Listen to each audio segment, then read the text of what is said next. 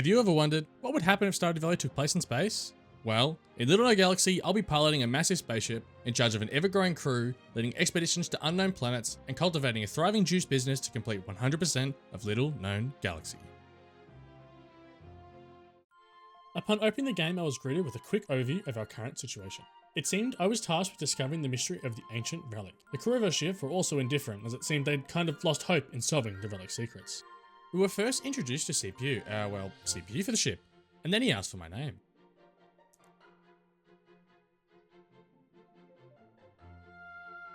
Captain P. Captain Big P. I think it's something funny. Something maybe. What's pop culture?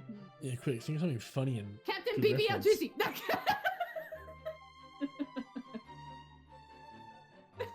Captain Baby. Wait, do I put Captain as well? I would do. Yeah, you have to do Captain. You have to do Captain. Yeah. And with my partner's assistance, Captain BBL Drizzy was blessed into the galaxy, along with my ship, which I aptly named Really Really Fast Ship because I like to go fast.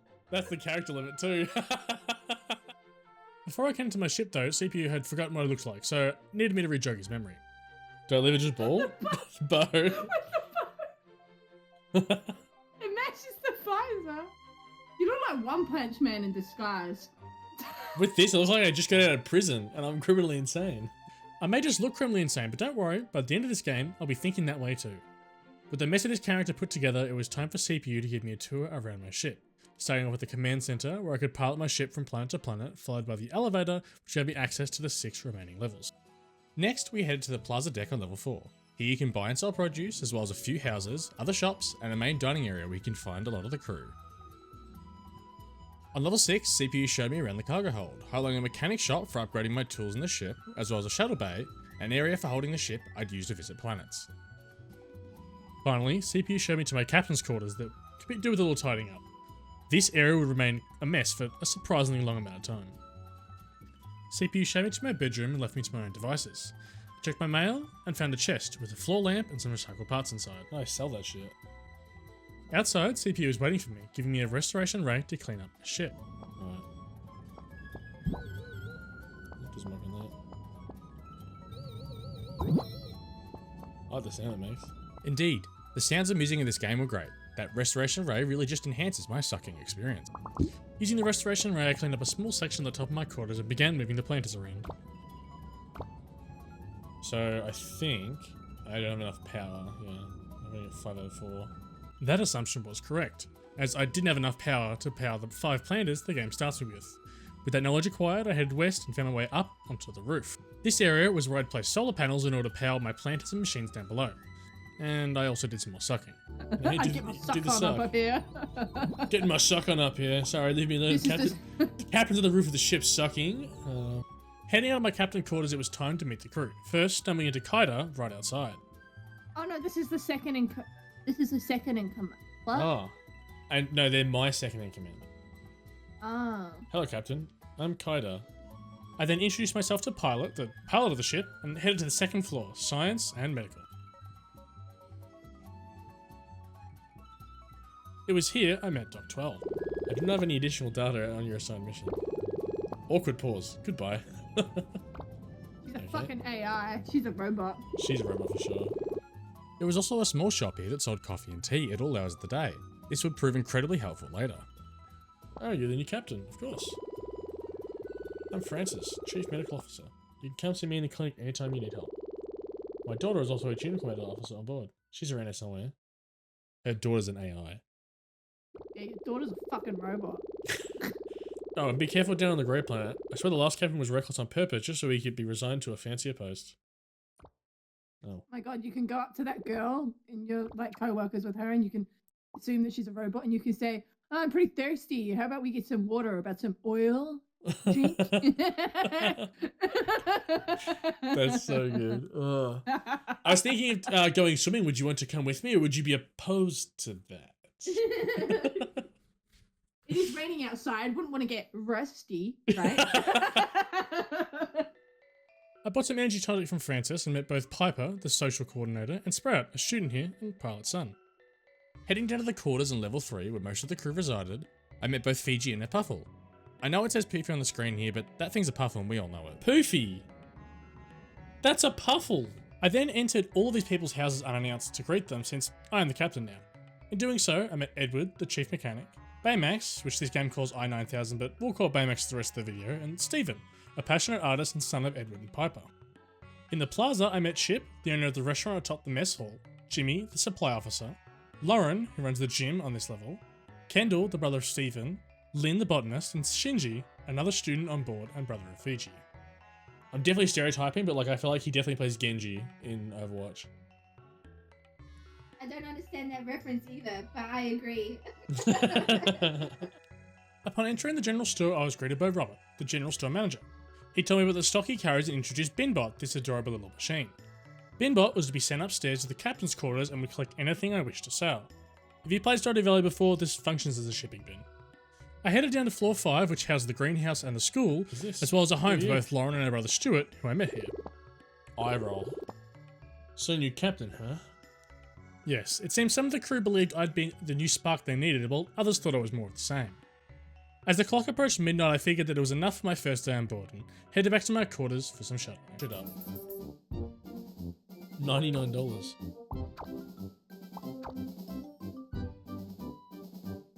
Solid first day. We met almost everybody. I awoke on day 2 eager to get to work. I first checked my mail and headed outside where Lynn was waiting for me. Lynn served as a tutorial for crafting, electricity, and farming. She then handed me 5 potato seeds and a small solar panel.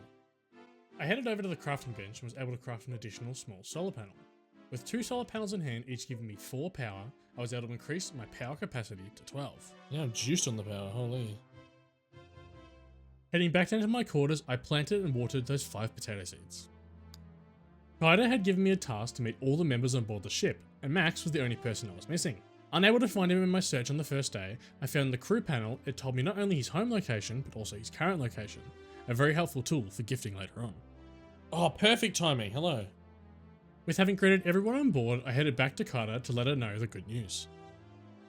Ah, there you are.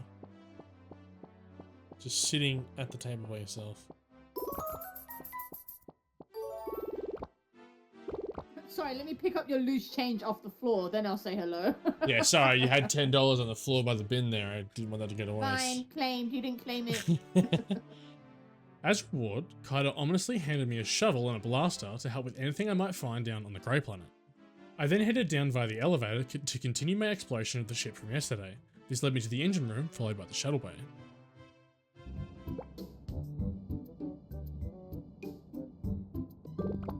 Click. Oh boy. Oh, good heavens. She packs quite a punch, huh? With Edward getting my ship running again, I was able to visit whatever planet we were currently orbiting, and at this current moment, I was headed down to discover the mystery of the Grey Planet below. Ooh.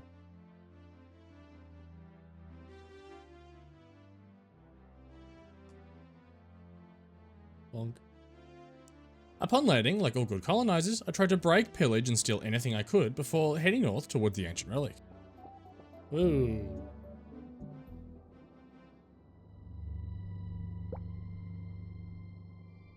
I like the love heart. Hmm. The spooky love heart thing. With floaty stones. And ominous music.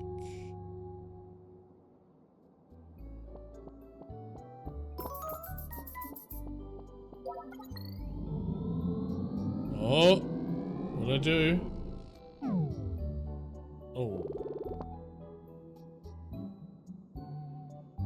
I don't know what that means. Thank you. I'm assuming you need like 4 hearts, and then like something put in the middle, and then it turns on or something. Yeah, that's what I think. Our hypotheses couldn't have been more correct. In order to turn on the relic, I needed to somehow locate 5 massive hearts to fill in the empty slots. This we assumed would transport us to a new dimension. To the right of the relic, I found a patch to use my shovel, digging out minerals, dirt, and carbon. And to the left, a cave entrance blocked by a few boulders. Oh, what the fuck is this thing?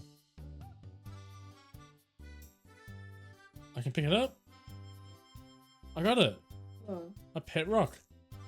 Pet rocks also make for great early cash. All good. What's this? This cute little guy was aptly named Soot, and Soot was hungry. For science? Okay.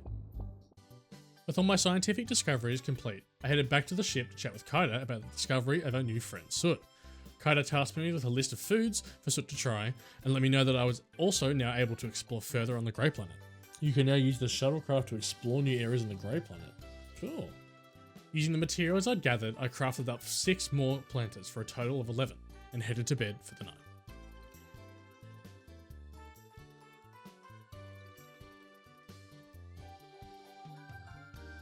With exploration on the cards for day 3, it was important I checked off some boxes at home before venturing off. I started by watering my crops, then heading down to level 4 and picking up a quest for CPU, requiring 6 wires. Give 6 wires to the CPU. I think I can do that. I think I have wires. I then headed for Robert's shop where I picked up some corn, potato and carrot seeds. I wanted to gather a variety of crops to see which was worth the most. You see, I was very excited for this game and began playing it the second it released. The only downside to that is there's no wiki or videos available day 1, so I'm tabulating things as we go. I headed to my quarters to plant my new seedlings and decided to clean up a little bit, both on the deck and outside. With most of my energy drained but plenty of time left in the day, I headed out to explore the Grey Planet just to get a sense of what was ahead.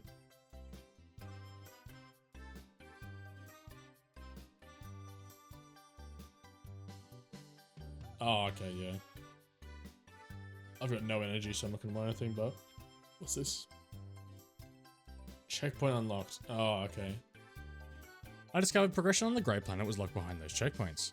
Each level with some rocks for me to break and soil for me to dig. With plenty of preparations complete, I headed to bed early. I'll be honest, day 4 isn't much different to day 3, so I'll sum it up pretty quick. First, I checked my mail. Piper had sent me an email requesting I start being the Dorito-eating, Mountain Dew-chugging creme brulee I am and socialise with the crew. Begrudgingly, I ran out of the captain's quarters straight into Kaida, who tasked me with gathering samples from the Grey Planet. I then handed over 6 wires to CPU for a whopping 212 credits. 212? Following that, I spent the good part of the next 4 in-game hours running around saying hello and gifting random crew members until I completed Piper's quest. After which, I found her to hand it in. I have a gift for you. 50 big ones, okay, so less. With what remaining energy I had, I tried to see if I could progress the planet exploration a bit more, but was stopped by Sprout near my ship. Sprout was a very smart turnip child, and wanted to map the topography of the Grey Planet. Unfortunately, Sprout's father disallowed him from travelling down with me, so he asked if I could get all the way to Area 15 on the Grey Planet. Continuing on, I managed a quick expedition down to the Grey Planet, but with limited time and energy, I only managed to progress 1 more area. It seemed every 5 checkpoints I would progress would save my progress, so today reaped little rewards. With now a wealth of knowledge on what to expect down the Grey Planet, it was time to hit the sack, prepared for a big day tomorrow.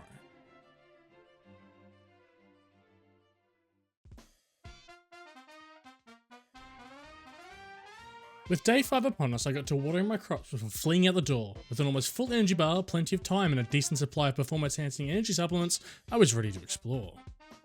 I'm going to speed up almost all of the exploration footage for most of the video unless I stumble upon something noteworthy, as for most of these areas, I'm just breaking rocks and digging up dirt in order to find a checkpoint to send me to the next area.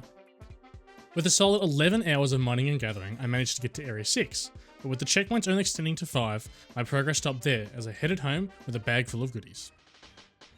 My first order of business was getting more power. I crafted a small solar panel which allowed me to power my first furnace. I threw in some aluminium. In an effort to see how long 1 aluminium would take to cook, I stood next to the furnace, before realising it was getting late and heading off to bed. Day 6 I awoke for my first of many aluminium bars. These would be used to upgrade my tools and base. Today also happened to be my first crop harvest, gathering those potatoes I planted all the way back on day 2. In the harvest I found 1 super potato. These super crops were rarer variants of regular crops, which sold for twice the value. I then headed down to Lynn to hand in some of those potatoes for a cash reward before visiting Edward in his shop down on level 6. I was curious as to what he sold, and it turns out he sells upgrades, and plenty of them. Here I could fix holes on my captain's quarters, upgrade my tools, and build new buildings for my crew members. I headed back to my quarters, crafted up another furnace, and chucked in some metal scraps in order to craft some scrap blocks. I then headed to Robert's shop and using the money I'd collected from CPU's quest, I grabbed 7 more corn seeds and headed back to get them down the ground. With all my planters full of crops and it only being midday, I figured I'd try and do some more exploring, but with a full inventory and some particularly poor luck, I didn't even make it past Area 5, so I decided to pack it in and call it for the day. Both day 7 and day 8 were largely just spent exploring, so I'll speed through them real quickly.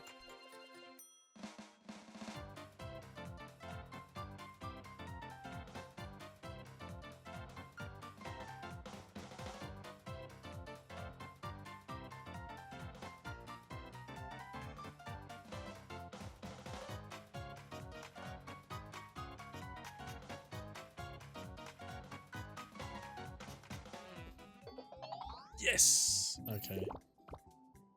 Brilliant. Checkpoint 10. Yes.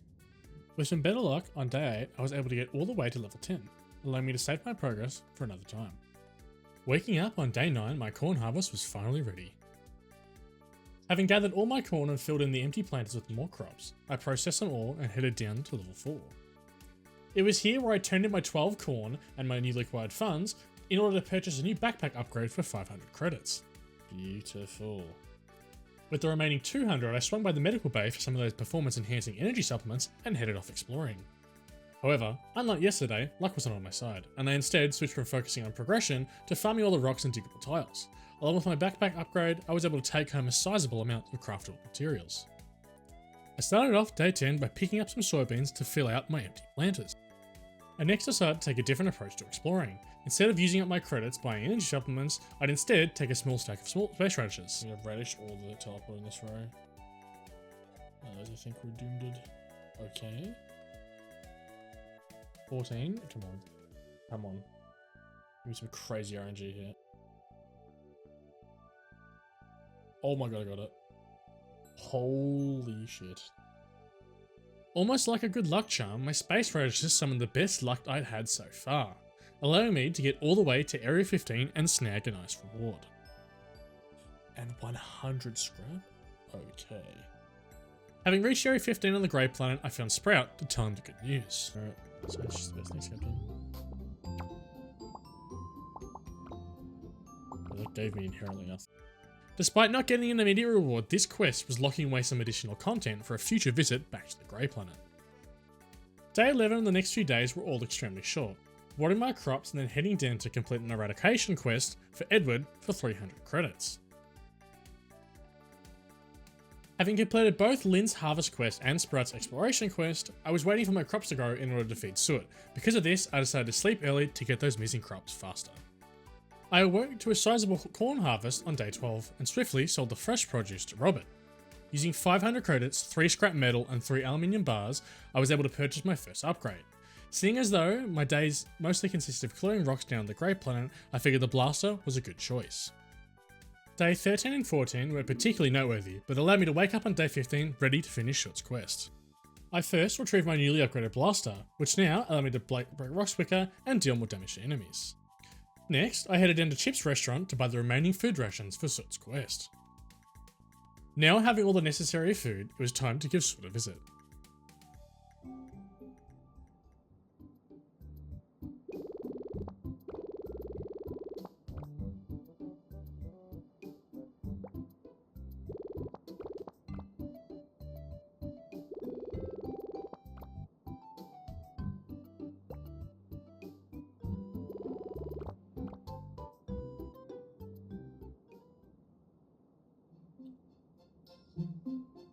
What is going on? Oh. I love hearts. That seems helpful. Helpful indeed. In return for feeding Soot, it spawned in a heart piece, perfectly in size to fit into the ancient relic. Not wanting to leave Soot all alone, it graciously accepted our invitation on board. However, while pondering how to get Soot on board, it teleported right next to the CPU up in the bridge. With Soot's utilization of admin cheats, we now had our first new crew member. With Soot on board, I turned my attention to the relic piece. Yep. It didn't quite look like the right size, but it's doing something. Oh, it worked. Okay, cool. Not only did the ancient relic activate, it sent coordinates to a new planet directly to CPU, a truly mysterious machine. Despite CPU asking me to hurry back on board to discuss my findings, I instead spent all my energy in 4 in-game hours gathering resources with my newly upgraded blaster. Finally, around 4 PM, I met with CPU, pilot Kaida and Stuart to make a decision on our next step forward. Seeing as though I was the first of many captains to at least partially activate the relic, most of the group were keen to keep the exploration going. Stuart, however, seemed different, almost asking us to beg for his support. Assuring the group I wasn't ready to lead us in a new direction, Mr. Buzzkill Stuart requested I at least learn how to make fuel for the ship because at this current moment, we weren't going anywhere. Heading down to the engine room, Stuart showed me both how to make fuel and where to place it if I wished to go anywhere. Right. Luckily, with all my exploration and gathering efforts, I had just enough resources to get a dark matter refinery down at crafting. This machine required 10 dark matter, of which I had plenty, in order to craft fuel. Using the remaining materials, I crafted up some more planters, did some rearranging, and headed to bed for the night. Need some money. Oh. Oh yes, sir.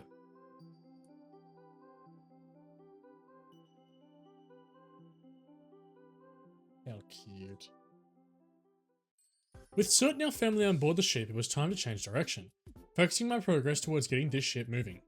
Thankfully, because I'd found the necessary requirements to get my fuel processing immediately, I should be able to set destination tomorrow. To start day 16, the Space Alliance had emailed me, congratulating me on discovering a new planet's location along with a 100 credit reward. I headed outside, completing my daily chores of watering and processing before heading down to the bulletin board. Baymax was requesting a small solar panel for God knows what reason, so I headed back to base in order to craft one. After doing so, I found Baymax heading off for its daily errands, heading over the solar panel for a decent 176 credits. Using that money, I headed back over to the general store to get some more corn seeds. If you're wondering why I'm buying so much more corn than anything else, at this point I worked out that corn was the most valuable crop for me by a country mile. How much is this? $6.50 for a fucking apple tree? I then finish off the day by using the last of my energy gathering ore and metal before heading to bed. Day 17 started with my daily chores of watering, processing and selling before I headed to the ship bay. What's it doing here? Hello. Okay, just give me free dark matter fuel. I guess that means we can leave tonight then. Indeed we could. With the additional fuel Soot provided us, I could reach the required 10 fuel in just a few hours. Knowing I was likely leaving the Grey Planet behind, I did one last ore gathering run before heading back to my headquarters. Fuel in hand, or actually fuel in containers in my hands, I headed down to the engine room. Alright, CPU, you ready? So I can get, looks like I can only get aluminium and pet rocks here, which I have heaps of, so I'm happy to go to the other one. And I'm assuming I'll come back here at some point anyway.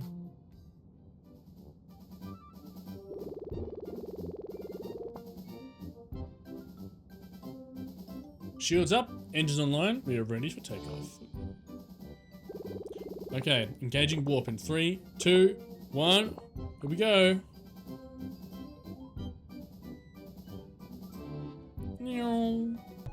With our ship finally en route, CPU informed me our journey would take 3 days. Eager to get some distance behind me, I headed to bed. I awoke on day 18 to Francis visiting me bright and early. She informed me that there are many microbes aboard the ship, and as of this moment, it was now my job to catch them. Here, why don't you take the prototype? Unfazed by the sudden realization my ship is crawling with microbes and bacteria, I harvested my crops and made more planters. 1, 2, 3, 4, 5, 6, 7, 8. One of you, and I need recycle parts, I'm good. Okay. After selling and replanting some crops, it was time to give the microbe detector a try.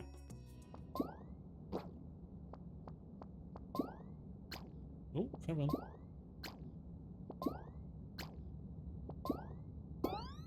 Ooh. What am I doing? Oh, Jesus. This is mighty quick.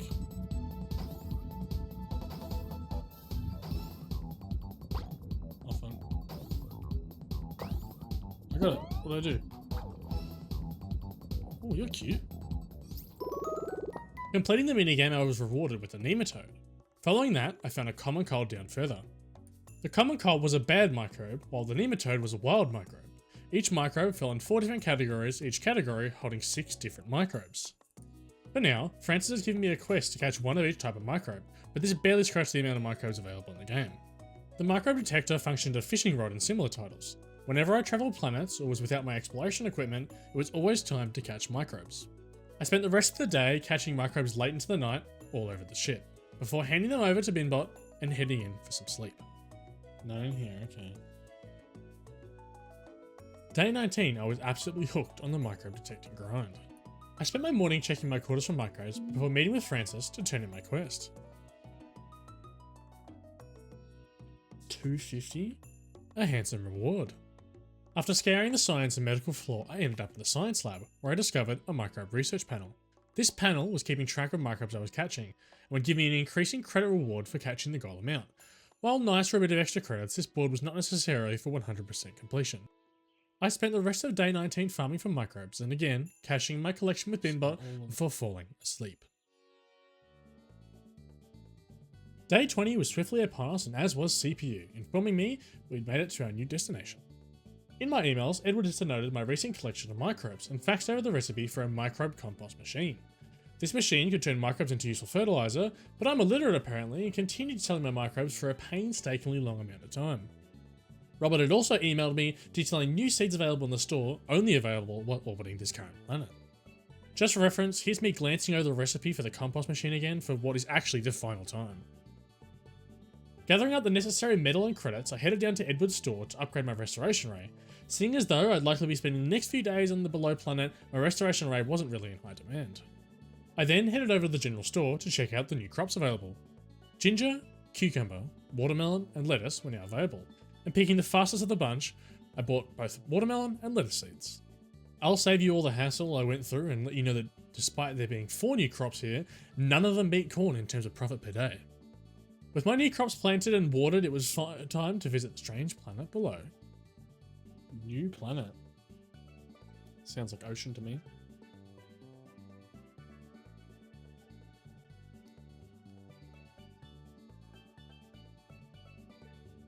Ugh. Oh, please don't know I just can't. Oh, okay. Sorry, maybe. Person? You dead? I feel puts head down? Okay. While speaking to a few of the local inhabitants, I became quickly aware of the sickness all the inhabitants were currently struggling with. Further down, speaking to King Tide and his daughter Sienna V, they informed me that the land sickness the seafaring people were currently struggling with. In amongst discussing of our exact reason for our visit, the king mentioned he actually knew the exact location of a relic piece. Eager for King Tide to point us in its direction, he asked for us to cure his people. With no other choice, I headed back to my ship to speak to Francis for some medical advice. Francis advised a steady helping of vitamins and ginger would surely cure whatever ailment the sea people were currently suffering from. Along with this information, Francis also gave me the recipe for a medicine machine used to craft vitamins. Alright. Aluminium and copper. I don't even have copper yet. After checking the recipe and seeing copper bars, it seemed only appropriate for copper to reside on the ocean planet. And despite only starting my expedition at 2 PM, I was luckily able to complete areas 1 through 5 and grab the checkpoint, saving my progress. With an inventory full of new loot, resources and all, I headed back to my ship to get some sleep and refill my energy. On day 21, I started by watering my crops, processing some of my new ores, and speaking with Kaida about a mission for some new resources on the ocean planet. It was obvious I needed to get stuck into exploring, but before that I checked in on the bulletin board to find yet another Baymax request asking for a small solar panel. So of course, no questions asked, I returned home to craft one before slipping into him while he was chefing away in the kitchen. With the cash boost from the completed quest, I headed down to explore, but got distracted window shopping on the way there, and bought 40 recycled parts from Robert for some upcoming recipes. In terms of difficulty, the ocean planet wasn't too bad, with only one really annoying enemy shooting pearls at you. Because of this lack of difficulty, I was able to progress swiftly, making my way all the way from Area 5 to Area 15 in just one afternoon. Atop Area 15 was a chest containing a life spark. Ingesting the life spark increased my maximum energy by 20, a welcome improvement indeed. With Area 15 reached, I headed home for the night. I started day 22 by finally crafting a medicine machine. I then crafted and placed another solar panel, as well as a few more planter boxes to cap out our power total at 32. With my incredibly successful day 21, I was able to hand over the requirements for Kaida's quest the very next day. In return, she handed me the recipe for the advanced verdict. Ask and you shall receive, oh my god. This furnace allowed me to stack up to 5 sets of ore to be smelted while I was away. This meant I would be able to spend my days more freely without having to return home to process more ore. Heading down to level 4 to get more seeds, I ran into Shinji and Lauren riding around on hoverboards. They let me know I was able to get one myself, I just needed to head down to Edward and request it built. I instead continued to the general store, buying the remaining seeds I needed for testing, as well as 10 ginger for curing the people of the Blue Reef Kingdom. While at the store, Lynn requested some food for the crew, and suggested I grow 3 lettuce and 1 watermelon. Returning home to plant and water my new crops, I eventually headed down to Edward's shop. The hoverboard was a bit pricey, but for what seemed like an increase in speed all around the ship, it would certainly serve some use. Despite this, I would complete around 90% of this playthrough before building this upgrade. I spent the rest of the day farming ore and resources until I had no energy left. Returning home, I processed some materials and collected my first 14 required vitamins from the medicine machine. On day 23, I decided it was time to slow down my pace a little bit and attend to my needs on the ship. Over the duration of days 23, 24, and 25, I spent time processing materials, watering my crops, cleaning my captain's quarters, and detecting microbes. While cleaning around the ship, I made sure to also regularly chat with my crewmates, as I've been largely neglecting the crew morale. Waking on day 26, I was greeted by Fiji and her Poofy, the Puffle. I've got no idea what triggered this event, but Fiji explained that Poofy the Puffle is actually a Xenopet. After explaining how to properly care for a Puffle, Fiji handed me an egg, as well as some plant material and a recipe for a small Xenopod. If I wanted to hatch this egg, I need to use the incubator inside to hatch my Xeno. I then spent a good section of the day micro detecting and mining until I was out of energy. Oh, I just passed out. Oh no! I wasn't paying attention. I meant literally out of energy. By passing out in this game, you're sent straight to the medical center and your day's progress ends right there. Luckily, you don't lose any items or credits for passing out on the ship, but I can't say the same for passing down out on the planets. I spent the morning of day 27 attending to my half-watered plants and harvesting my first lot of watermelons. Combined with some lettuce from the previous day's harvest, I was able to hand in my quest to Lynn. As reward, Lynn gave me a recipe for a small garden bot. I sold the remaining watermelons to Robert, but kept one as a present. Today happened to be Shinji's birthday. With a fresh watermelon in hand, I figured it had to be the perfect gift. However, while Shinji avoided my presence, I found a suspicious looking door in the corner of the engine room. Yeah, this door here. I thought I hadn't checked this. Access denied. Real captains only, no trainees. Huh? That's a dig! That's so fucked up. While I initially thought this door belonged to Stuart, since he also doubted my captain abilities, this room for now would remain a mystery. Unable to enter the door, I remembered Lynn had given me a garden bot recipe. These garden bots will water my crops for me every morning. While proving quite useful, these bots only covered 4 planters. For how thin resources were, I decided against making any right now. Hello, sir. Have a watermelon. Oh! I reckon watermelons are a universal love gift. Not exactly correct. Watermelon was actually one of Shinji's favourite gifts, and since it was his birthday, he just happened to be the first crewmate I gifted one to. I spent the rest of the day cleaning out my captain's quarters ever so slowly before heading to bed for the final day of Q1. Day 28, while the last day of the quarter, was the same as all the others, watering my crops and processing my ores. I finally had enough copper bars to craft a meteorite extractor, which would be able to crack open all the meteorites I'd been gathering on my expeditions. These meteorites had a chance to break into rare artifacts and gems, each necessary for 100% completion. Heading down to the ship bay, I was stopped by an unusual sight. Oh?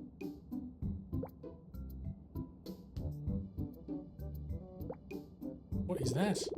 This robot was Robi, a travelling sales bot that would set up shop here on my ship every Saturday, selling a large variety of resources, seeds, ores, and recipes. Robi would prove both my saviour and my oppressor. For now, Robo played nicely and was about to speed up my progress immensely. At this point in time, I was really struggling with the vitamins portion of the Blue Reef Kingdom quest. My recipe machine only produced 1 vitamin a day, while consuming 5 minerals each time. These minerals were only a rare find while digging on planets. So doing the only rational thing I could, I spent all of my money. 67 minerals, thank you, sir. I then spent the rest of my day mining. At this point, I developed a bit of a strategy to farm more. No. Once leaving the area, the entire layout would reset. This allowed me to travel between worlds 1, 5, 10, and 15, scouting for ore, before quickly jumping to the next area. Not only did this maximise the amount of ore I could see in a day, while the ship was travelling between areas, in-game time freezes, meaning, if you're quick enough, you can see all 3 areas before 15 minutes of in-game time has elapsed. After heading to bed, I had my first quarter captain review. It seemed my steady progress had paid off, improving my captain's rank to novice, as well as progress in 5 different categories: mission objective, crew morale, ship improvements, resource production, and micro research. Nice. In order to reach maximum captain rank, I needed to fill the bar in all 5 categories.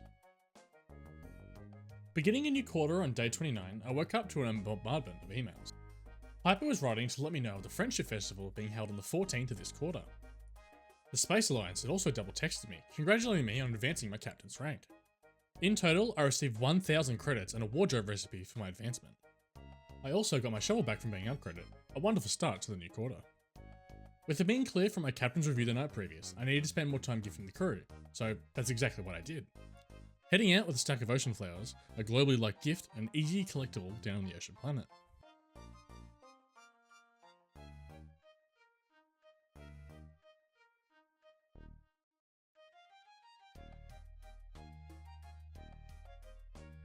Yeah, I'll give him a flower as well, even though he hates me. So thankless. Here's a flower. Okay. Access denied.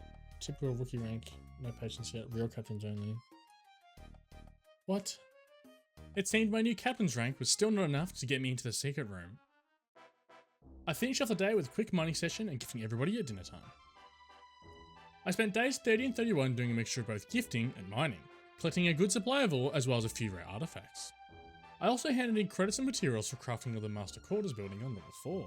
This building would allow any future friends to join our crew. On the morning of day 32, my first ginger harvest was finally ready. This ginger was half of the materials needed to heal the Blue Reef Kingdom of their land sickness. I then crafted my first xenopod, using a large collection of my processed and unprocessed resources. Inside the xenopod was a place for a plant material as well as an incubator, of which I placed in my xeno egg from Fiji. I spent the rest of my day mining before returning home to collect my 14th and final vitamin for the other half of the Blue Reef quest, meaning tomorrow I was able to find that relic piece. Day 33 began with an email. Edward was letting me know of the Fancy Quarters completion. This meant I was able to both finish the Blue Reef quest and potentially leave all in one day. With a big day ahead, I started with a corn harvest. I next checked on my Xeno Eggs progress before gathering up some stone pieces and heading to the general store. Selling off my corn harvest allowed me to pay Edward a visit and fix the first large hole in my captain's quarters. And like the second coming of Jesus, I descended to the ocean planet in order to heal their people. Once handing over the medicine, King Tone informed me he'd already sent out his men in search of the relic, and they found something matching my description. Yes. Another piece. Let's go. Let's go. Just like I anticipated, it was Sienna V who asked upon the ship.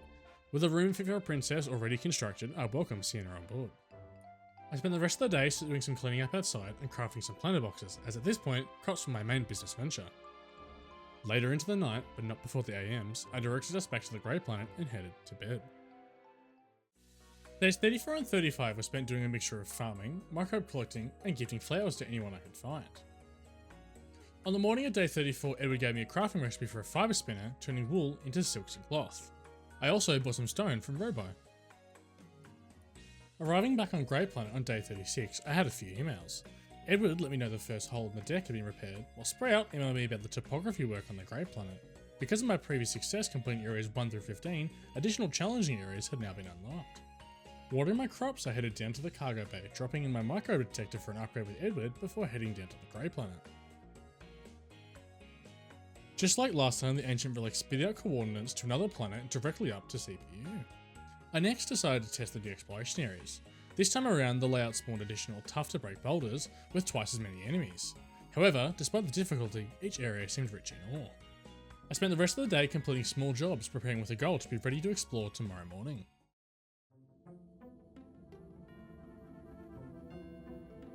Just missed the island, maybe.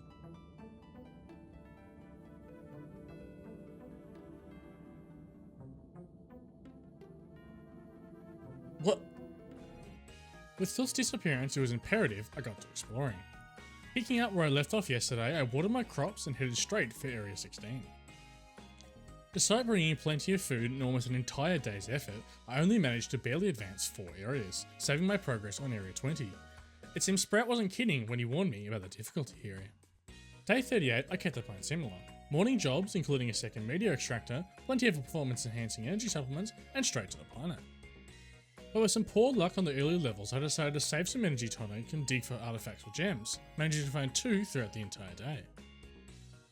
Day 39, I woke up to an upgraded micro detector. This upgrade was quite helpful, as just like your favourite 18 plus site, I knew exactly how many hot and single microbes were in my area. I spent the morning harvesting and selling my watermelons in return for a few corn seed. Increasing the size of both my planter and solar arrays, I suddenly remembered I was incubating an egg. Heading into my xenopod, my egg was ready to hatch, birthing a lovely puffle into the world. This really completed a personal goal for me, as I'd never been able to own a puffle back in Club Penguin. For some strange reason I decided to name it Bonnet. I have generally no idea why I named it this, but I changed it for something else later. Hatching my puffles, I completed my egg quest with Fiji, rewarding 500 credits for my efforts. Okay, 500 big ones? I spent the rest of the day testing out my new microbe detector. Not only did the upgrades make it easy to find microbes, it also allowed me to catch newer and higher tier bacterias. Day 40, I knew I needed to chip away at the challenging Grey Planet areas, and managed a solid 5 levels throughout the entire day. Look at this. One day this little harvest and it'll be satisfying as fuck.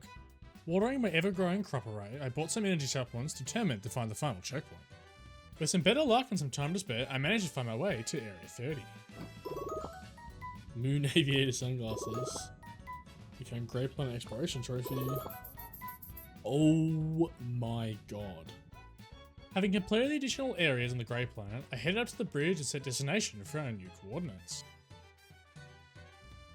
Waking up on day 42, CPU informed me of the Friendship Day celebrations later this evening on level 5. I then undertook my largest watering session to date before checking in on my new puffle. How cute's this? Hey little guy. Your baby? Is this your little baby? I named him Bonnet. Why the name Bonnet? I don't know. Turned to my head. Today was Saturday, and that meant a visit from Robi. I bought 3 random Xeno eggs to fill out the remaining slots in my Xenopod. Around 2 PM I decided to make my way down to the Friendship Festival. I was immediately regretting buying Xeno eggs earlier, seeing a live fruit just out of my wild's reach, so I settled for some heart lights instead. Working my way around to each crewmate, I found Baymax running a kissing booth, stealing a little smooch from the big guy. Wandering over to Edward's stall, I found friendship cards for sale, 3 different tiers of cards that each gave a slight friendship boost. With only a small amount of credits to spend, I gave out a few cards sparingly. A monkey card for CPU, robot card to Soot, monkey card for Sienna V, frog card to Baymax, and 3 more monkey cards for Lynn, Robert, and Sprout. Triggering the event to finish, I opened my card box to find 1 robot card and 1 frog card. Clearly earning the respect of my crew was going to take a while longer.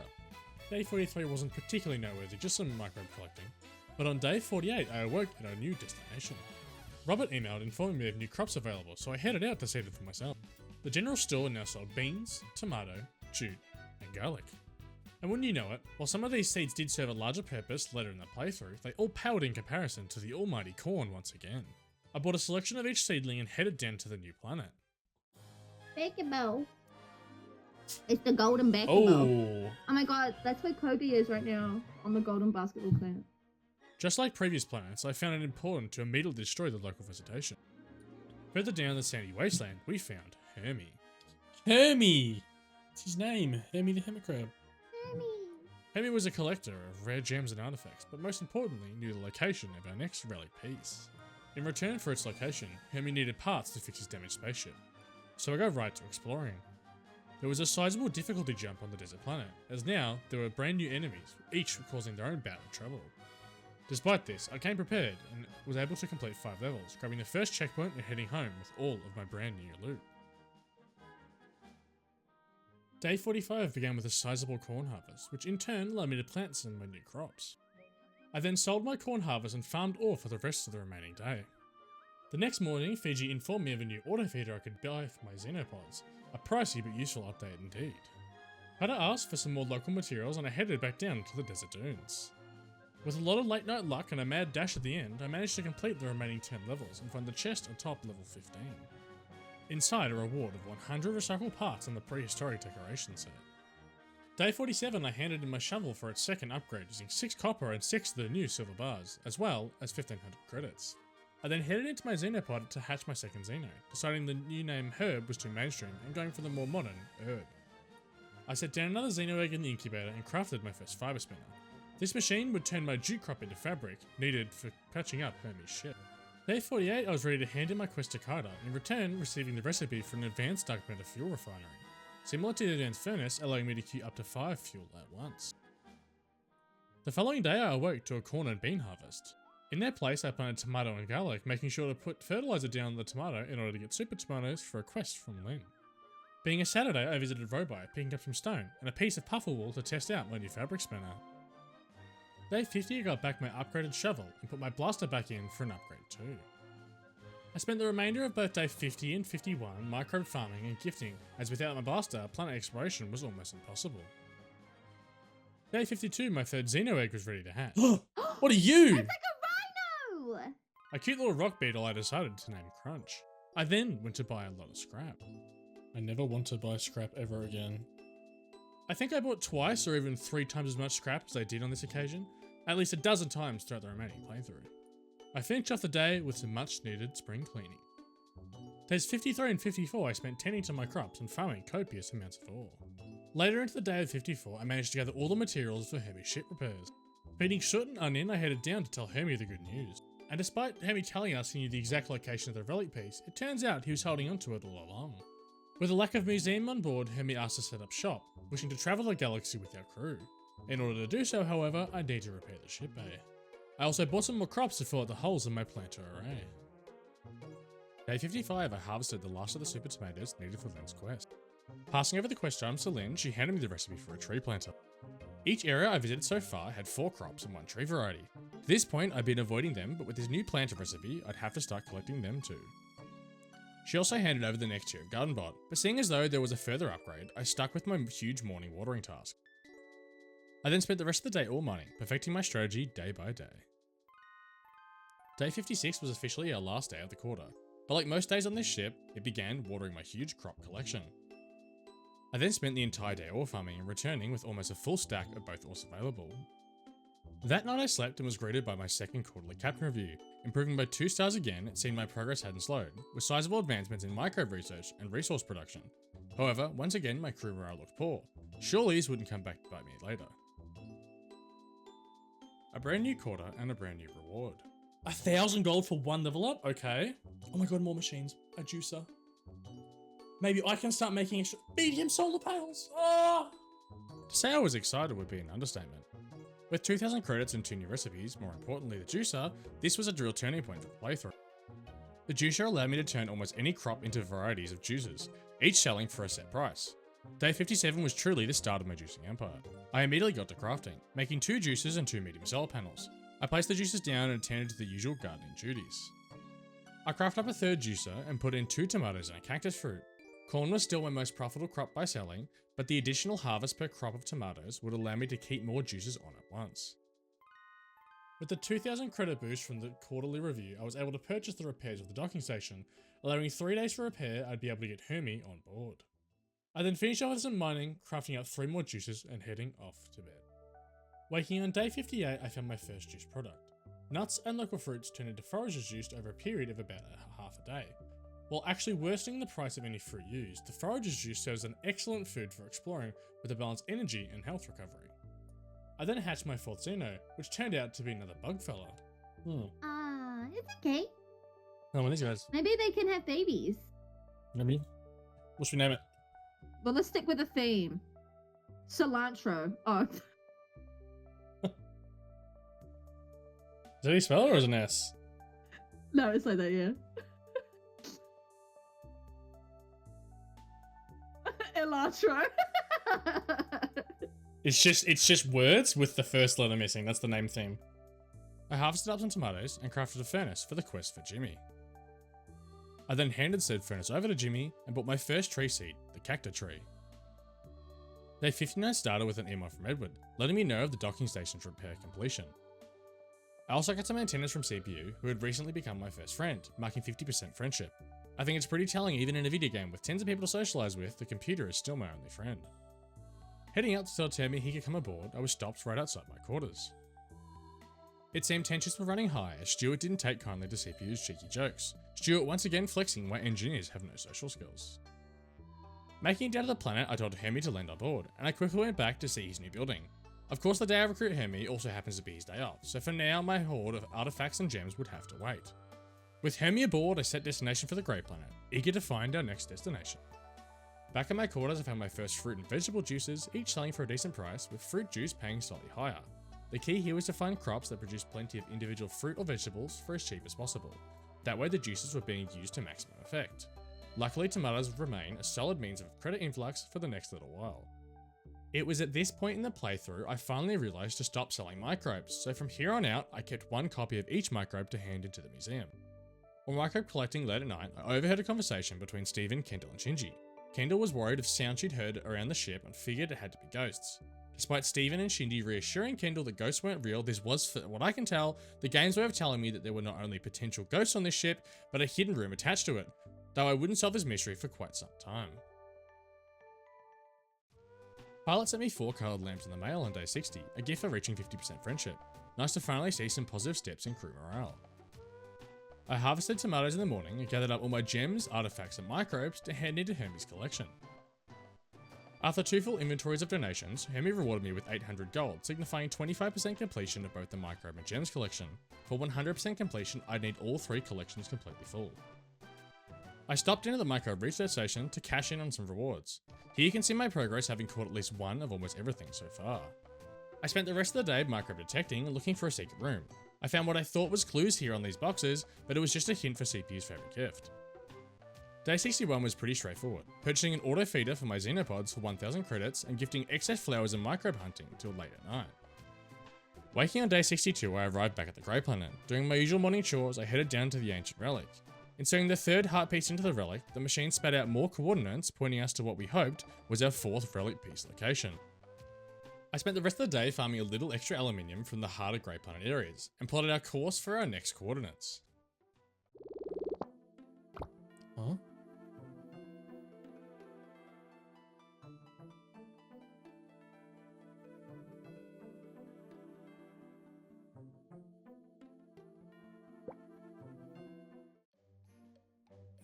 While visiting Edward's shop on day 63, he handed me a juice box as a present. Even Edward is aware of my growing juice empire. I also bought a new building, the holographic simulator, which will be completed in 3 days' time. Additionally, I bought heaps more metal scrap. Edward's shop sold wire, scrap, and recycled parts, the 3 components needed to craft juices. This meant the credits I earned from selling juice could pay for even more juices. Almost forgetting it was a Saturday, I stopped by Robi, buying some flutter silk fabric as I currently had no idea how to get it and figured I'd need it eventually. I crafted up 6 more juices and 2 more solar panels, bringing up our total juices to 12 and our power to 96. Day 64 was just micro farming, although I did see this cute cutscene of Fiji's family working out in the gym. Arriving at our next destination on day 65, I was eager to try out some new crops. Heading down to the general store, squash, blueberries, cotton and broccoli were all now available. If you'd guessed for a 3rd planet in a row none of these crops would beat corn profit per day, then you'd be correct. Despite blueberries seeming like a viable juicer option, they ultimately create berry juice, a much cheaper variety. Buying up a sample of each crop, I headed home to get them all planted and watered. I also used a bit of fertilizer to increase some of these crops to super quality, potentially getting ahead of Lynn's next food quest. In the late afternoon I decided it was time to make a splash on the new planet, and by splash I actually meant terrible crash, landing our ship inside a local house. Not only that, but we landed directly on supplies for the inhabitants, including Bunky the Yeti's anniversary gift for his wife. Turns out the local Yeti Bunky wasn't too upset we crushed all his stuff, and agreed that we would replace his supplies for him. Outside we met the adorable twins Rumble and Tumble, as well as his wife Spunky. I then headed home for the night, doing some chores and preparations for exploring tomorrow. Completing my morning chores, I headed off to Edward's, handing in my watering can for an upgrade. I decided it was finally time to speed up my watering process, if they did cost me 3 days of being on the water. My next focus be exploring the Snow Planet, as well as farming some new gold ore.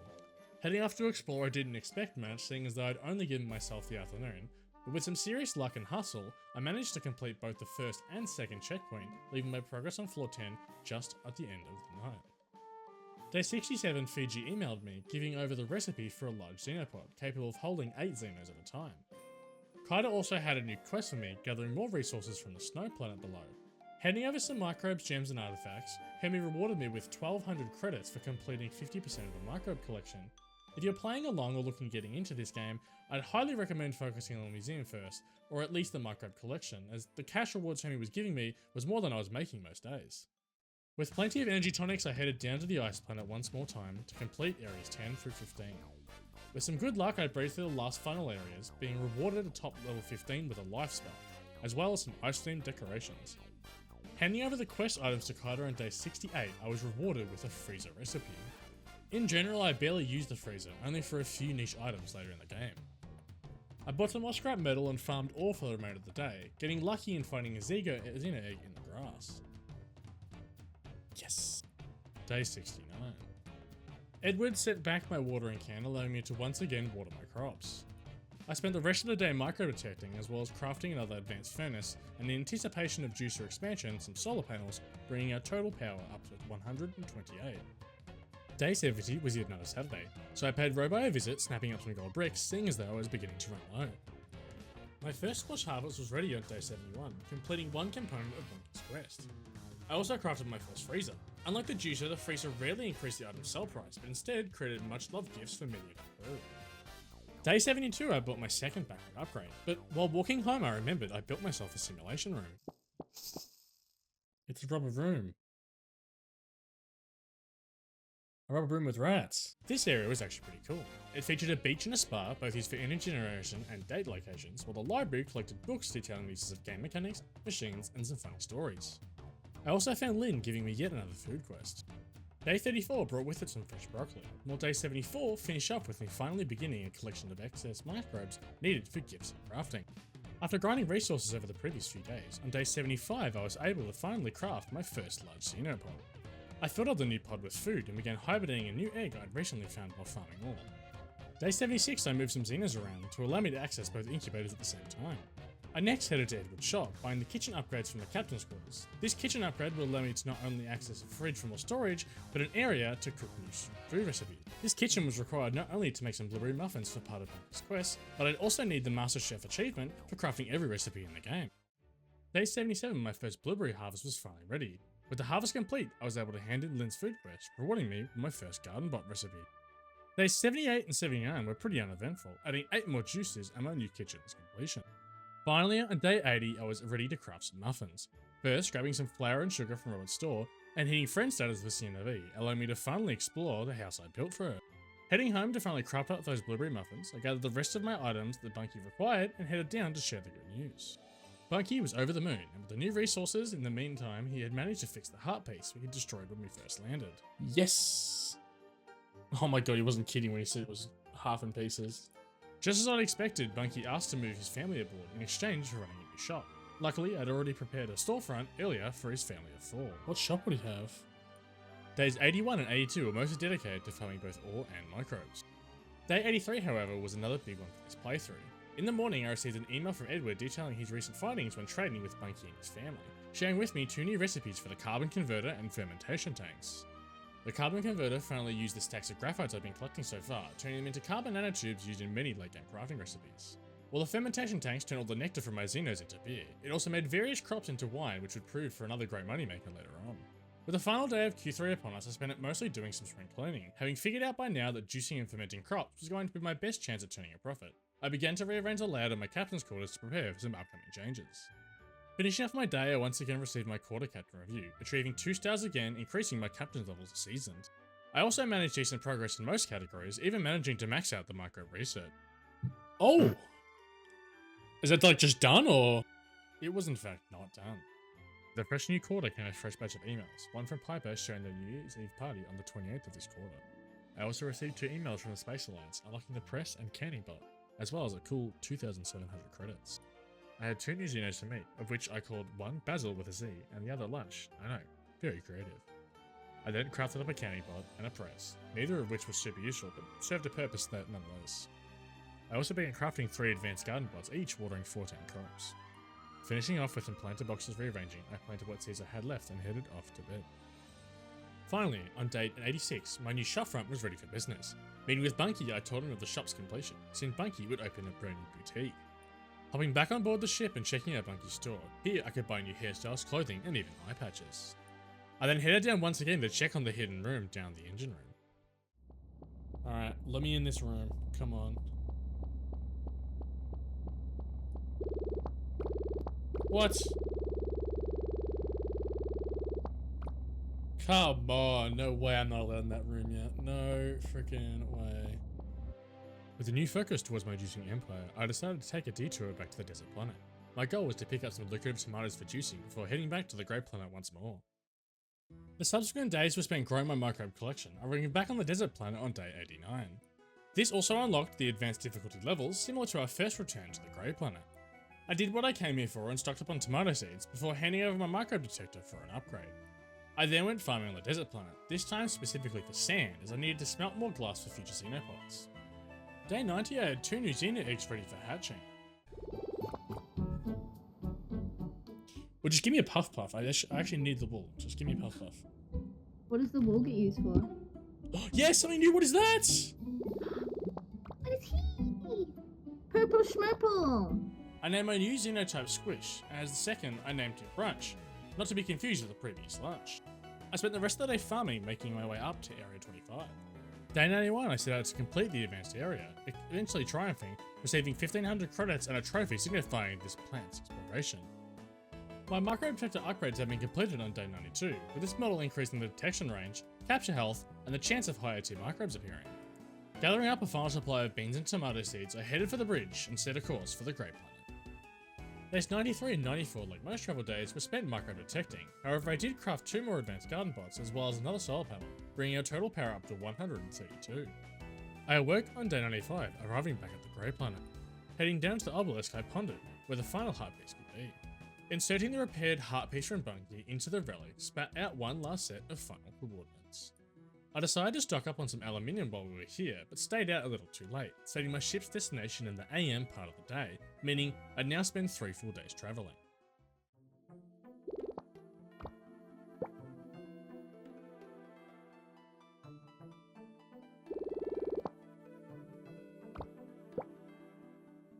What's going on?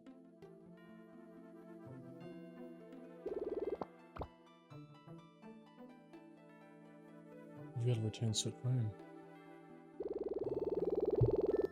Oh my god, we get to meet Soot's parents. We're actually saving Soot. With my microbe detector recently upgraded and plenty of time on my hands, I set my sights on completing the microbe collection in the museum. Hunting for the elusive funnel microbe across the ship all day, in the late evening hours I found what I was looking for. Yes, yes.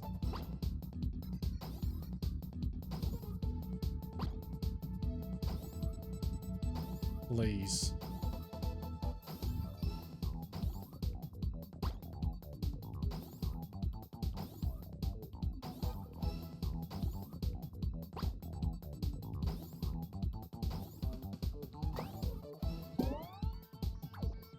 Yes, I think this is it.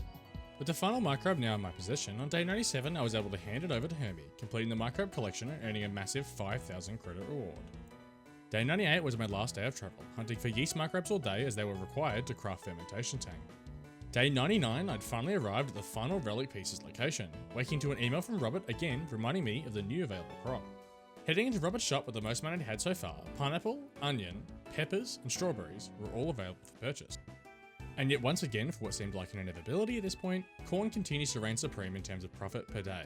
However, pineapple would eventually become a staple fruit for both juicing and fermenting into expensive wine. I then headed down in search of that final relic piece. But by god, this looks really fucking hot. This color of red is like eating at my eyes. There's literally just a chest here. It seemed as though the final treasure was immediately in sight. However, a group of space pirates quickly surrendered. After some discussion, the pirates let me go as they realized their misunderstanding. The pirates had arrived here before me and found a coded message, and lay in wait hoping to catch the message's sender. The pirates also possessed the final relic piece, of which they were willing to trade if I was able to build a translating machine to decipher the coded message. In the list of required materials, the pirates also requested radiate crops, a new form of crop I'd not yet encountered. Wanting to get a head start in the exploration of the Lava Lakes planet, I managed to unlock the first checkpoint, spending the rest of the day farming the new titanium ore. Day 100 was finally here, and with that came some familiar emails. Edward letting me know of the damage to my quarters repair and a new upgrade available for my blaster.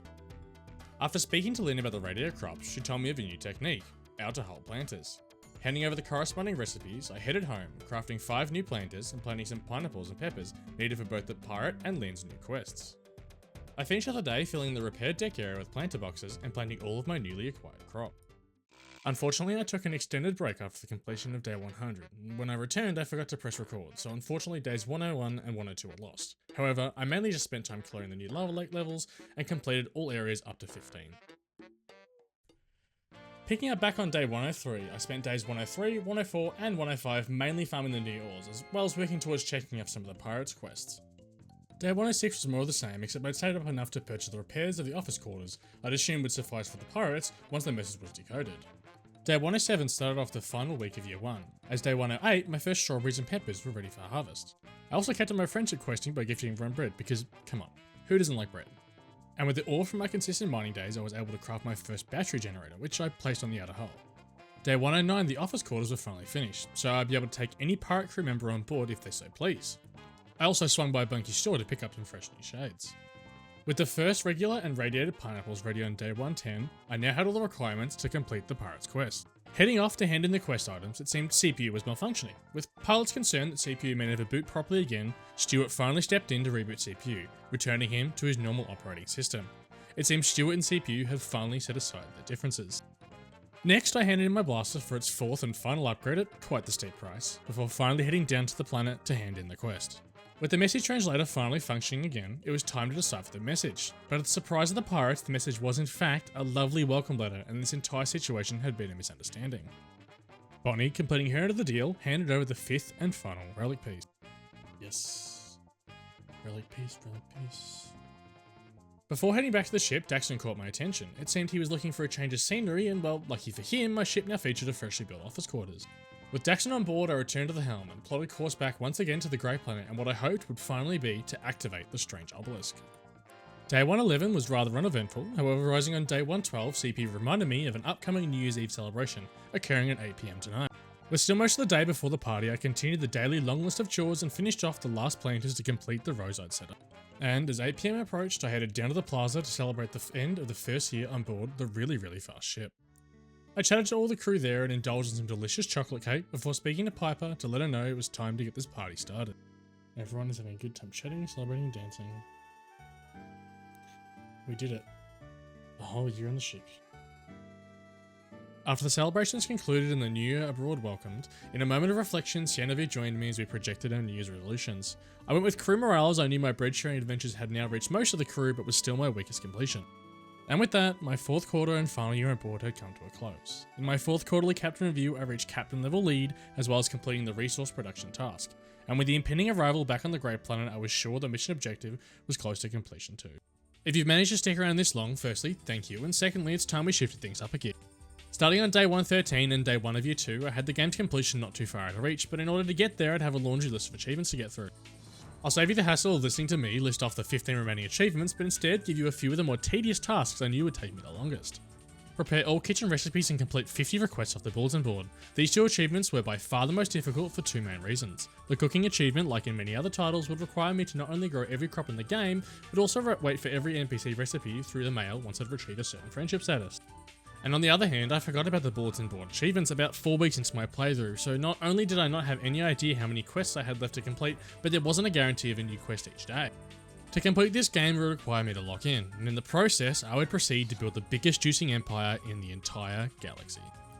Getting stuck straight into year 2, I got a reward of 3,700 credits from the Space Alliance, a dehydrator recipe, and headed down to the Grey Planet with the final relic piece in hand. Alright, there you go. The last relic piece.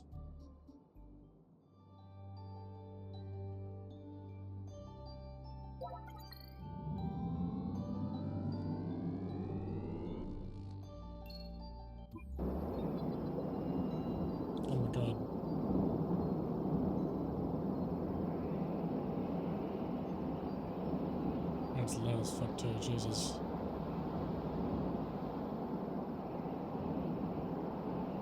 So, what's going on?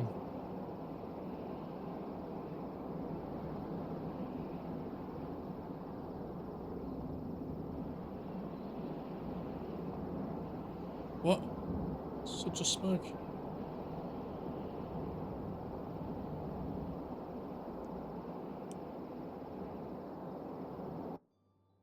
my god. Does this fix the grey planet now?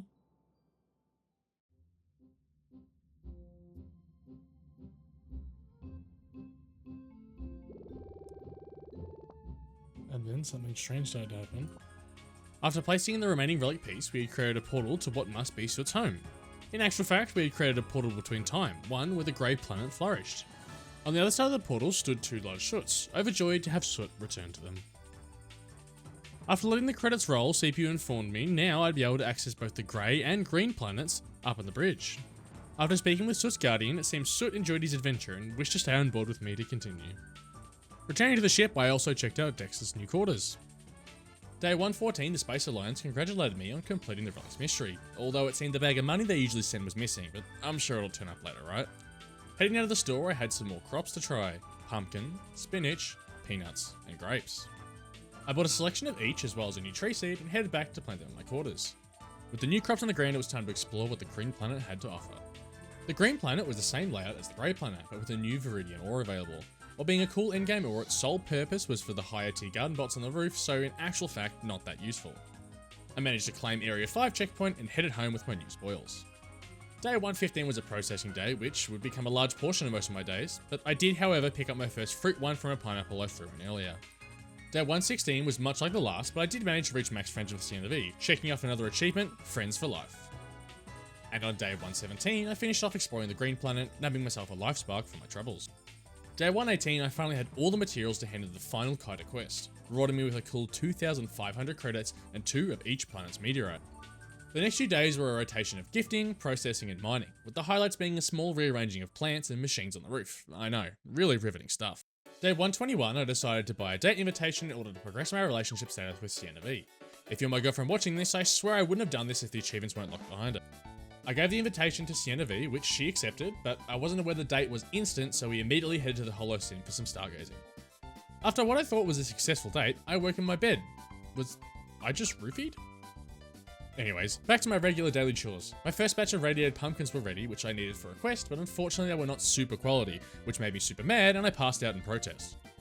Waking with a clear mind, I got right back to my juicing empire, adding more juices wherever possible. Day 123, I spent mainly stocking up on green planet supplies as I plotted my course to the Blue Reef planet in order to complete the additional 15 levels you unlock on your second visit. The next few travel days were time to focus on gifting, finding that Doc 12 the AI liked nanobots, go figure, Chip loved ale, Dexter loved Captain Hooks, Root Bacteria for Pilot, and wouldn't you know it, it was finally time to check in on the Blue Reef Kingdom. Before heading down, however, a fresh week was upon us. Not wanting to waste any time, I asked Sienna V on another date, of which I chose the Lazy Spa. And once again, I ended up dazed and confused in my bed. I'm watching you, Sienna. Heading down to the blue planet, I found a guard with a quest for me. Checking over his request, I would need an interstellar burger, atom apple, and fruit juice. I already had plenty of fruit juice and just so happened to get the interstellar burger recipe from Chip while traveling here, but the Adam's apples, well, I planted the apple trees on the roof in order to get radiated apples for a quest. Since you're listening to future me, I'd like to point out the quest will accept any form of apple, even radiated ones. So instead of waiting another 20 days for a regular apple tree to grow like you're about to see, any of the radiated apples would have worked just fine. Ah, the power of hindsight. I managed to sneak into checkpoint 20 and called it a day. Day 128 was yet another processing day, but I thought I'd stop for a moment and appreciate the growing size of my juice empire. Every 48 hours I was able to produce around $3,000 and I also handed over some coffee to Frances, which was her favourite gift. I handed over the microbe detector for its 4th and final upgrade and finished off the additional blue planet mining levels, scooping up a fitting royal crown, trophy, and $1,500 cash reward for completion. Day 130 was a big step for my juicing empire. My first grape harvest was finally ready. Unlike all the other berry bush crops, I got fruit juice instead of berry juice from my grapes, meaning I was able to get full sale price but with multiple crop harvests. I finished off the day with some gifting, reaching friend status with both Shinji and Lin, as well as some food rations for Soot's favourite meal. Even the children of another dimension yearn for the mines. I stumbled upon yet another ghost cutscene with Shinji and Kendall. Once again, this was the game's way of telling me there was a secret ghost area somewhere on board, which also housed an achievement. Just like an in-game year ago, I was still no closer to finding out, but when I eventually do, oh boy, I felt stupid. I also befriended Soot. Waking to a bunch of emails, my microbe detector archive was ready, as well as 489 credits and a sock from Soot. What a cute little guy. After gathering most of the processed goods, I sold everything at the store for quite huge profits. I decided to buy 2 of the local tree seeds as well as an emergency stock of each seed available here in case I needed them just for a recipe. I next handed in the final ocean gem for the collection and plotted course for the sand planet. I'd already completed the additional levels here but was mainly headed back just for the chance of buying some more tomatoes. as I wasn't aware yet that grapes were the best juicing fruit. I finished off the day with some rearranging my quarters and getting those new fruit trees into planters. Day 133 was another Saturday, and that meant rolling the dice on Robai's rotating recipes, of which I bought mashed potatoes and chopped salad. I also tested out my new micro detector. Sundays meant a new week, and with a new week meant a new date. Selecting a restaurant for our third and final date, I was now able to progress the end of his friendship status once more. I also discovered that Soot's room is in the play area and was actually accessible, and like, come on, isn't this just the cutest thing you've ever seen? Day 135, we arrived at the Sand Planet for a quick pit stop, stocking up on some tomatoes and farming some desert artifacts. I set destination for the Ice Planets, but triggered it too early into the AMs and would now travel 3 entire days instead of the usual 2. With 3 days of no mining, it was full focus on gifting, reaching friendship status with both Sprout and Piper. I also had my first AVO from its tree, allowing me to hand it in for the final Lynn gardening quest, receiving a straw hat and a tier 2 and 3 garden bot recipe, which would definitely be put to use. The next 2 travelling days, I was also able to befriend Baymax, as well as crafting 8 more juices to complete another section. This fucker, wake up, you lazy fuck. Hey, he's up early. Hello, buddy.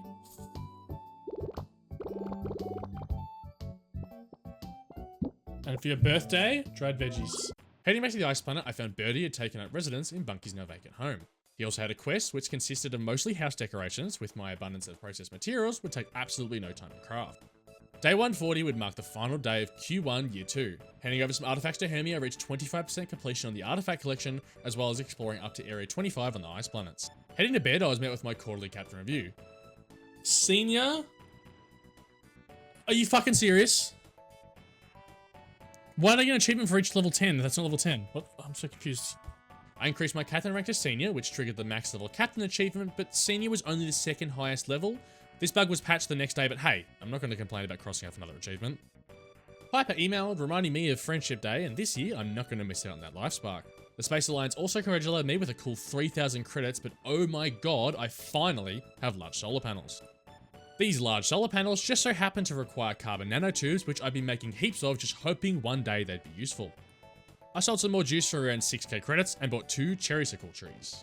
I swear to this fucking door is gonna better let me in. The game like bugged. It like, gave me level 10, but didn't give me level 10. Come on. Oh, let me in. What? Senior rank detected. You're almost there. Keep it up. I believe in you. Real captains only. Okay, so I actually do know that next one. Oh, I thought this would be the quarter that I would get it. Fuck my life. Later into the night, I managed to complete level 30 exploring and received a bear hat, trophy, and 1500 credits as a reward. In my mixture of time constraints and excitements, I passed out in my bedroom. Whoops. Waking up, not knowing how I crawled into bed last night, I crafted out all the furniture and decorations for Birdie's quest. Cashing my request, I received 25 acorns, a bag of marbles, and 1000 credits. I mean, what did I expect to get from a dog, beaver, mole hybrid thing? I mean, seriously. The wiki just calls these things woodland creeps, but does anyone else see 3 animals in here? I crafted up some of those new large solar panels and outer hull planters and headed off to bed. Day 143, I increased to friends with Kendall as well as giving Lauren her favourite gift. I also bought another date with Sienna, but I thought this would increase our status further, but instead I was just drugged in the spa again and woke up in my bed. I really got to stop leaving my drinks unattended. I could feel my style was starting to get old, so I decided to spruce up my appearance going with some stylish shades and a crown combo. A crown fit for a juice king. Now living a high roller lifestyle, I made the brash decision to buy out Bunky's entire stock, as well as some more personalised gifts for the remaining crew members. With my shopping spree over, I set destination for the Lava Lakes planet. Day 145 and 46, I handed in my shovel for its final upgrade and did some tidying and cleaning up in my quarters. Arriving back on the Lava Lakes planet, Sadie had a quest for me, wishing for some scary Halloween supplies. I don't know what screams Halloween more than radiated pumpkins. Day 148, I got my shovel back from upgrades and stocked up on pineapple seeds for irradiated fruit wine, since pineapples were the most profitable wine produce. I then tried to speed through levels 16 to 20 exploration, but died at level 19, ending my day in my play session. I definitely had more important things to do and didn't rage quit at all. I'm dead. Oh my god, are you serious? On 19 as well? Bro. Come on. What are these map spawns? It's like, oh, here's 4 fucking spinning things. Good luck. Ugh.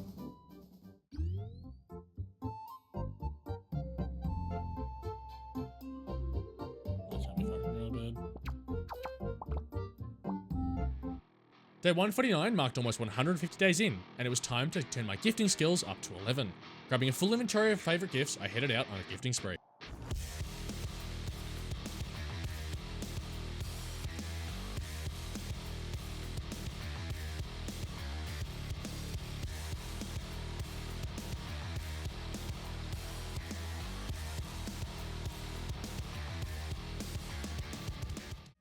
With my efforts from yesterday, I work on day 150, now friends with Spunky, Max, Doc 12, and Lauren. I also finally requested a hoverboard station be built. I could have used this 100 days ago, but better late than never. The snow goggles? Hold the fucking phone.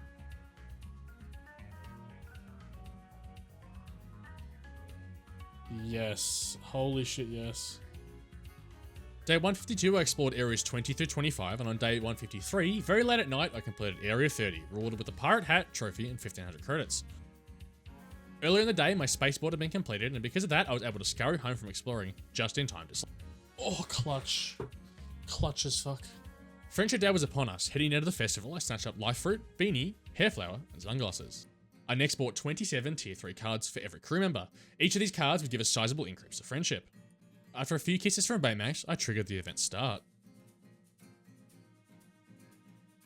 I opened my box for a total of 5 monkey cards, 14 robots, and 7 frogs, meaning all but 1 crew members gave me a friendship card. A far cry from my singular card I got last year. Heading home, I did some research and determined it was Rumble and Tumble I was not yet friends with. Day 151, I planned to head back to the Green Planet, so I got to work immediately. After tending to my empire, I headed out on a gifting spree once again, as it being a Sunday meant my weekly gifting limit had been reset. With the credits I'd saved, I bought 100 pineapple, peppers, strawberries, and onion seeds, and started a new growing area as my previous area was currently running out of space. And the little time I spared, I plotted a course back to the Green Planet. Over the next 2 travel days, I focused on gifting and processing and checking off boards and board quests, finishing off our trip with Stuart, Edward, and Suet at max friendship. Day 158, I arrived back at the Green Planet, heading down to explore. I managed to save the checkpoint on Area 20. The next day, I requested my house's final upgrade and spent the remainder of the day exploring areas 20 through 25, but late into the night, I remembered there was probably a quest here. Luckily, I already had all the quest items, so the following morning, I was able to hand over the quest items to Soot Senior. Late into the night, I completed up to Area 30, giving me a Tropica Utopia hat, 1500 credits, and the final trophy. There wasn't an achievement for this, but I now officially explored every planet area possible. Day 161, I headed over to CPU to inform him of the planet exploration completion. And with this, the story of the game had officially finished, and it was time to finish off the remaining achievements. I handed in the Restoration Ray for its final upgrade in order to finish clearing the final areas in my captain's quarters. I next focused on moving over all my planters and garden bots to their new area, which took all night, but I managed to sneak into bed just in time. Oh, that's such a nerf. That's such a nerf. The next day, I woke in a different location, as it seemed Robert had taken the liberty of moving me while asleep to my newly constructed bedroom. I did some more tidying of the ship and created a few more planters, bringing me to a total of 112. I continued clearing for the day before remembering again I had Xenopods to attend to, and oh my god, look at the state of these pods. Day 163 was another dedicated gifting day, maxing out my friendship with 12 out of the 26 mandatory NPCs. Days 164 and 165 were again more of the same, maxing out my friendship with Shinji, Steven, and Lynn. Day 166, I was one step closer to 100%, handing my watering can for its final upgrade, completing all possible tool and ship upgrades at Robert's shop. During the next few in-game weeks, you'll see me planet hopping as I'm collecting all the remaining artifacts in planet order. I also crafted my second large Xenopod, seeing the first 2 were now full. I started off the next day moving my trophy collection inside and decided to sell off some random extra loot before my game crashed. Starting over again, I got stuck straight into my daily chores, finishing the day by handing in the last of the Green Planet's artifacts and switching over to the Grey Planet.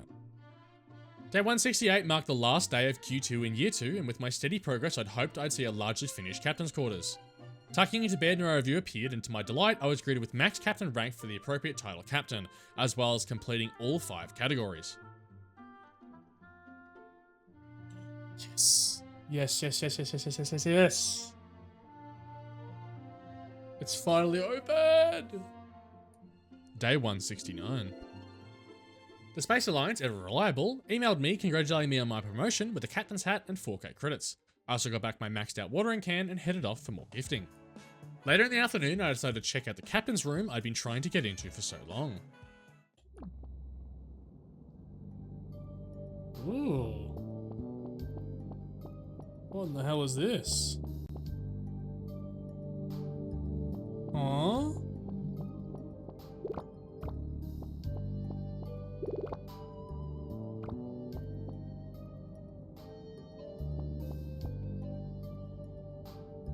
What the fuck is this?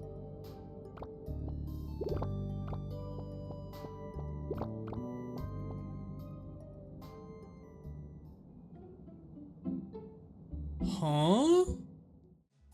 After all these days on board, it seemed I'd finally found the ship's ghost. The adequately named Spooksy was actually the ship's previous captain. Keeping watch over me through my year-and-a-half journey, Spooksy would provide many powerful late-game items and upgrades, including the ever-rare Life Sparks. Oh my god. Oh my god. Oh my god. Oh my god. Oh my god. Oh my god. She just fixes the end game for me. After noting down Spooksy's love of Halloween and a fine taste for drinks, I figured wine might be her favourite gift, but unfortunately it was not. Lucky for me though, Spooksy does not count towards the friendship achievement, so who cares? Day 170 marked down Francis in the bestie column with only 8 more crew remaining. It also marked the end of my most frustrating quest, finding the last of the hidden rooms. In the moment, this felt so insanely stupid to have been missed, and now reflecting back on this, I can say this area of the map was accessible from day 1 onwards, but until I gained access to Spooky's hidden room, both of these 2 rooms were required to trigger the Peekaboo achievement. After finishing my daily errands, I headed into the hidden room. Tucked away all this time was a kitten I named Brian. And lucky for me, just like Spooksy, despite having a friendship meter, Brian also didn't count towards 100% achievement. He's in here, right? Oh, I got it. That's every plant. Continuing the trend of completing achievements, I headed outside and harvested my first flaming orange. I thought this achievement included all the radio crops, but hey, I'm not complaining. I also hatched my 7th rock Xeno I named Punch, not to be confused with lunch, brunch, munch, or crunch. I finished off the day crafting up some more planters for the outer hull area. Day 172 marked off Piper and Sprout's max friendship, as well as finally hatching a new Xenotype, a cute little bird I named Moltres. Heading down to the blue planet we had just arrived at, I was able to hand in the food quest to the Blue Reef Guard, seeing I now had the required kitchen and subsequent blueberry muffins. I hope this guard knows I literally travelled the entire galaxy for these damn muffins. Day 173 I handed in the last remaining Blue Reef artifact, and here's a quick look at what's left remaining. Hatching another Xeno the next day, wouldn't you know, that makes 2 burbs in a row, and of course I named this one Talonflame. Day 175 was a Saturday, and heading down to Robi, I hoped he would be selling the last remaining recipe, ginger sticky rice. With no such luck, I settled for an engagement ring and found Sienna V in her usual spot. Oh my god, oh my god. He's really happy. Now being officially engaged, the wedding was set for a week from now on the 14th. Try have a guess why having a wedding on a Saturday wasn't my smartest idea. Day 176, my extractor proved worthy, providing the last artifact for the desert planet. I also hatched another Xeno, another grass fella for the collection named Sherb. Handing over a pumpkin to Spooksy, I discovered it was her favourite gift. I next bought 30 artifact meteorites from her, as artifact meteorites had a 100% drop chance for, you guessed it, artifacts. Might actually get my... Okay, so elite captain doesn't count. So achievements I've got left to do. Get married, that's happening in a week. Prepare all the dishes. Complete 50 requests on the bulletin board. I don't know how many I've done, so I'm just doing as much as I can, but like there's no way of telling. So I'm like, fuck, I hope I get that done by the year. And then the geologist collections, and I got Peekaboo and everything. So I've literally got like, finished the 2 artifacts things, which I literally just need time. Freelance, which is time, I guess, married, happening, and then cooking. And then I've got every achievement in the game. Waking the next day, I was able to cross Kendall off the friendship list and handed in a gem to Hermie, signaling the 50% mark of the gem's completion. Doc 12 was the next best friend to tick off, as well as a huge crafting day, crafting 24 more juices to feed the ever-growing juicing empire. Day 179 and 180, both Max and Lauren decided we could no longer just stay friends. I also hatched the final Xeno I was missing, a bug moth hybrid Xeno I called Booper. I was also able to clear out Spooksy's store for all the required cooking recipes. Remember when I said I'd buy 2 or 3 times as much scrap one day? Well, today was one of those days. I also realised tomorrow was a special day, a Saturday, and that meant it was my big day. Arriving back on the Lava Lakes planet. But seriously, day 182 I woke up in my wedding. Sienna V really had some explaining to do about all these strange blackouts while she's around. Checking off the special one achievement, the wedding day was instantly finished, meaning I'd waited a week just to miss out on Robi's store. He was definitely selling the ginger sticky rice down there, and I just couldn't go get it. Waking the next day, Sienna V had moved herself in, and I thought it was appropriate for another wardrobe change. The snow goggles bear hat combo truly had unbelievable aura. Heading down to the general store, I sold off all my processed goods for a massive total of 17,000 credits, but it was short-lived as I bought 50 batteries and more pineapple seeds than I could carry. I also handed in some artifacts, leaving me with just 4 artifacts and 2 gemstones left to collect. Day 184 was nothing too noteworthy, but I did change the wallpaper in my house. 185 was a friendship bonanza, with Fiji, Bunky, Rumble and Tumble, and Spunky all achieving max friendship. This day was doubly good, getting 3 new gems or artifacts from my meteorite extractors, halving the remaining artifacts. For my next harvest, I instead planted 7 of each crop, with the future intention of using these crops for the cooking recipes. The next day, on 187, I was able to hand in the final gem to complete the gems collection, cashing in a nice 5k credit reward. With 2 final Snow Planet artifacts, I would have all 3 collections complete. I also hatched a new Xeno. Day 188 was the definition of a chores day, but day 189 bore fruit in the form of the second last artifact. I also hatched another Xeno and named it Beer. Don't really know what happened with this one. It also happened to be a Saturday, and wouldn't you know it, good old Robai is not selling that damn ginger sticky rice. Days 190 and 191 went by without much to note, but on day 192 I finished my outer planter collection with 98 regular planters and 3 trees. I also began a massive redecoration of my quarters late at night, as with this playthrough nearing the end it was finally time to make my quarters look slightly better. 193 was the day we were all waiting for, getting the final artifact and completing the artifact collection, thus 100% of the museum. Hermie also added a cute little statue to commemorate this achievement. I continued over the next 2 days completing bulletin board requests and experimenting with my quarters layout. Day 196 was the final day of Q3 in year 2, and also again happened to be a Saturday, and wouldn't it just be so fitting if Robo was finally selling? Of course he wasn't. I crafted up some more planters, bringing our total to 126 regular planters and 8 tree planters. With nothing to report in my quarterly captain review, I thought I'd review what we have left to complete in hopefully the next 28 days. I was missing just 3 more achievements. 4 more recipes from the Culinary Master, an unknown amount totaling 50 bulletin board requests, and of course, the 100% completion achievement. Waking on day 197, it was officially the last quarter of year 2. With only 3 remaining achievements, it would be crucial to play these last few weeks efficiently, but with a lot of extra time on my hands, now it was time to really polish off my captain's quarters. I finished off the grass I'd laid out for the Xenopods and added a lovely warm fireplace inside. Day 198 was yet another odds and ends day, finishing off small tasks and starting others. And I got so caught up in mowing my recent work, I actually passed out. Late into the night of day 191, I was finally able to craft those darn blueberry muffins and fruit salad, leaving just 2 recipes remaining, the Interstellar Burger and ginger sticky rice. Day 200. Marking a double century in the day counter, I could feel my spaceship reaching its final form. I started the day hatching some Xenos, finally getting a second puffle, of which I called Goof. Later on, I decided to try placing the fiber spinners in the Xenopods they were mainly being used for, and to my surprise, you can place almost anything inside the Xenopods. Nothing like figuring something out 200 days into a playthrough. Day 201, my garlic was ready for harvest, meaning I could now cross off that Interstellar Burger from my recipes list, leaving just the ginger sticky rice, which of course, I could make 20 of at this point, but still didn't have that damn recipe from Robai. Day 203 was in fact a Saturday, and one of the only 4 remaining if I had a chance to complete my goal within 2 years on board. It's every Saturday of every month. He has it! Yes! Yay! And with Robai finally deciding I was worthy of the ginger sticky rice recipe, I was able to craft it up and immediately check off the Culinary Genius achievement. Yes! With the second to last achievement now firmly locked in, only the 50 bulletin board requests loomed over me. Since the start of year 2, I'd been roughly tracking how many handers I'd completed, and with around 10 remaining, if I was just diligent and efficient, I would complete my goal.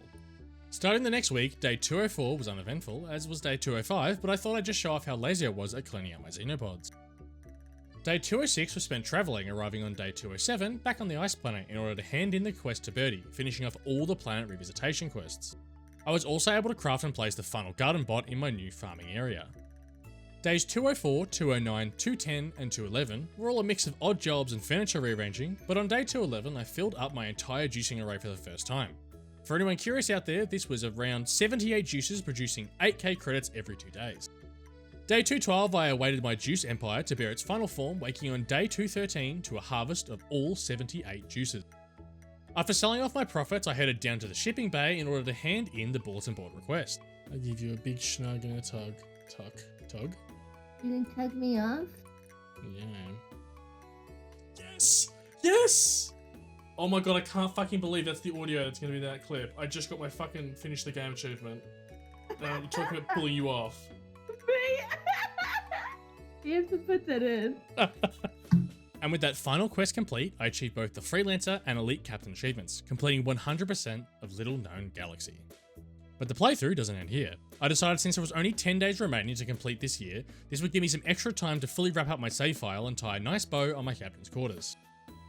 Awaking on day 224, my time aboard the really fast ship was coming to a close. I stopped in to check my Xenos one last time, hatching my final egg and a 4th puffle, a fitting final Xeno matching the first I'd ever hatched. With a final bit of cleaning and organising, as the clock struck 8, I headed down to the final New Year's festival, or more fittingly, the end of playthrough celebration. I made sure to chat to all the crew I had befriended along the way and take one final dance. And with that, my 100% playthrough of Little Known Galaxy was complete. What an amazing game. If you're somehow still here, I can't thank you enough for sticking with me through this adventure. This video has been a love-hate relationship of mine over the last 11 months through work, uni, and burnout. So if you made it this far, I'd really appreciate a comment down below of your favourite part and what you'd like to see me play next. Thanks again for watching, and I'll catch you in the next one.